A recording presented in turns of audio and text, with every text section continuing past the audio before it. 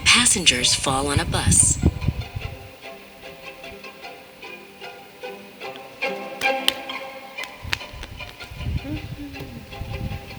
Prior to the sunrise in Shortlands, the morning was still.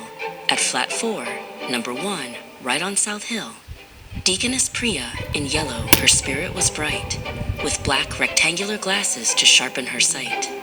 She gathered her children to maintain the grace. Chalo, Bachon, pray first, in their quiet, holy space. Loquacious Purita kneeled down on the floor, while bronze-skinned young Harian peeked out of the door. Then came the bath with a cacophony of sound, where bubbles and juvenile laughter were found. Splish-splash went the water, a shimmering sea, where Purita could mimic a bird, wild and free. Reticent Harian, who hadn't a word, was the happiest toddler that you ever heard. They scrubbed and they rubbed till their bronze skin was clean, the most exemplary siblings that Bromley had seen. To adorn themselves properly was the next task. A sufficient amount of time, Priya would ask. Purita's nursery uniform was indispensable, you see. A bottle green sweatshirt as smart as can be. With a green gingham dress and a matching hairband, she was the most polished young girl in the land. You look wonderful, Purita, Priya did state. Now we must proceed lest we are late. For breakfast, the choices were clearly defined. With no room for bickering, Priya was kind. Cheerios for Purita she ate with such haste, while Rice Krispies gave Harian a delightful taste. Crunch, snap, and pop went the cereal bowl. A healthy breakfast is good for the soul. Priya was concerned with the time on the clock as they prepared for their journey and long morning walk. They left the flat with an energetic stride, with nowhere to conceal and nowhere to hide. The July sun was initially shy, hiding behind a gray, overcast sky. Purita was vocal. She chatted away about all the games she would play through the day. Harian held her hand, though he didn't speak. The morning air felt so soft on his cheek. They walked to the bus stop, Broad Oaks Way, stop F. The wind whistled past like a musical clef. The itinerary was set, the plan was quite clear, though the clouds in the sky made the peril feel near. Under no circumstances, Priya told the pair, should you ever let go or give me a scare. Purita agreed with a nod of her head, while Harian looked at a ladybird instead.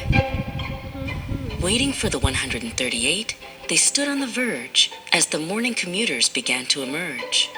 Priya checked her watch. She was petulant now. A small, anxious wrinkle appeared on her brow. The bus is quite late, she whispered with ire, as the humidity rose like a heat-starting fire. Harian sat on a bench, looking quite sweet, swinging his legs and his small, sandaled feet. The 138 Metrobus arrived on the street, a single-decker vessel, tidy and neat. They boarded the bus. Priya paid the small fare to omit any trouble or lackluster care.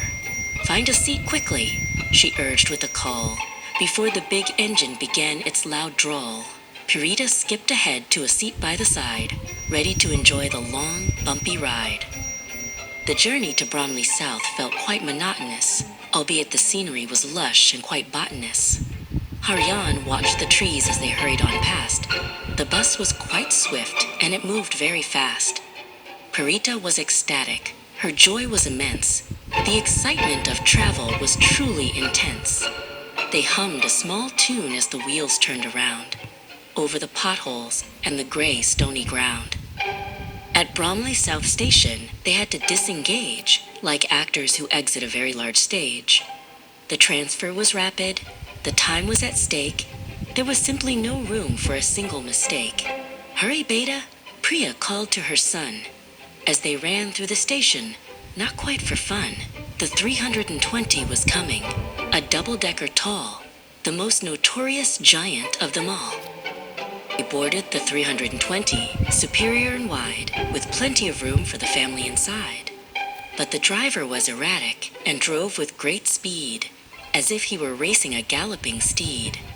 The interior was dismal, a bit of a wreck, with a strange musty scent and a cold, drafty neck. Priya held Purita as they looked for a spot, while the engine grew loud and the bus grew quite hot. As the bus started climbing a very steep hill, the air in the cabin grew heavy and still. The 320 roared as it fought against gravity, a mechanical groan of immense, loud depravity. Harian held the rail with his tiny bronze hand, the tallest of hills in this Bromley-based land. Purita was talking, her words like a stream, living a loquacious and wonderful dream. Then came the malfunction, a lurch and a bang, as the metal against the hard pavement did clang. An error in driving, or just a bad road? Under the weight of its heavy human load, Priya reached out, but her hand was too late, as they all fell victim to a horrendous fate. The bus gave a jolt that was severe and dire, adding more fuel to an already lit fire. Down they all tumbled, a pile on the floor, near the back of the bus by the emergency door. Purita cried out as she landed so hard, her green nursery uniform now wrinkled and marred. Priya was livid, her ire was quite high, as she looked at her children and started to sigh. "Are you hurt, my darlings?" she asked with concern, as the lessons of safety they had to relearn. Abigail, a lady from the American shore, intervened as she stood by the exitway door. "Let me help you," she said, with a voice soft and kind. The most generous person that Priya could find. She helped them all up with a steadying hand. In this chaotic moment they hadn't quite planned. "You're in jeopardy here," Abigail did say, "but I'll help you get through this abysmal dark day." Harian was reticent, shock in his eyes, while Purita let out some loud, petulant cries. Their bronze skin was bruised, and their spirits were low, with nowhere at all that they wanted to go. "To top matters off," Priya said with a frown, "the nursery is waiting all the way across town, but the injuries were severe. They couldn't ignore the pain that was settled right down to the core."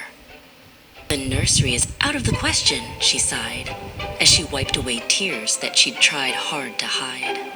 "We must go to the hospital, check every bone, before we return to our South Hill Road home." She called for assistance. Her request was quite clear, as the sirens of help began drawing near.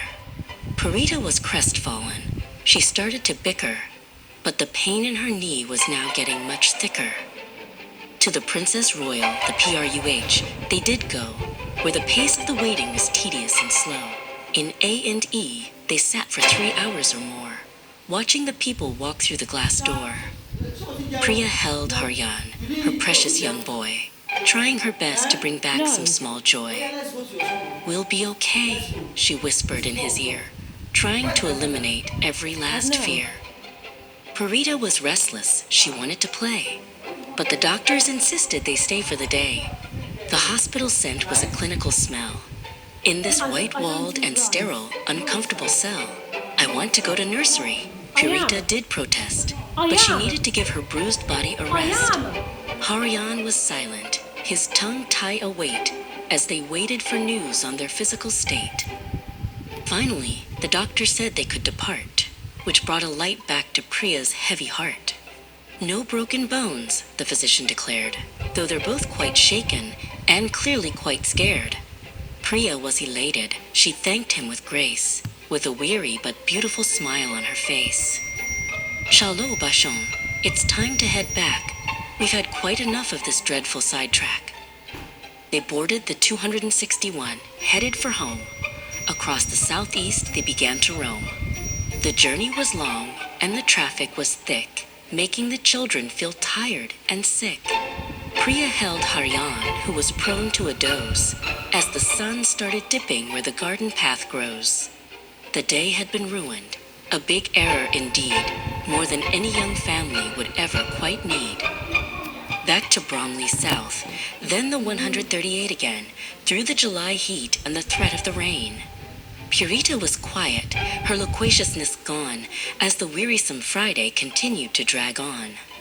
Everything went pear-shaped, she whispered so low, watching the familiar streetlights start to glow.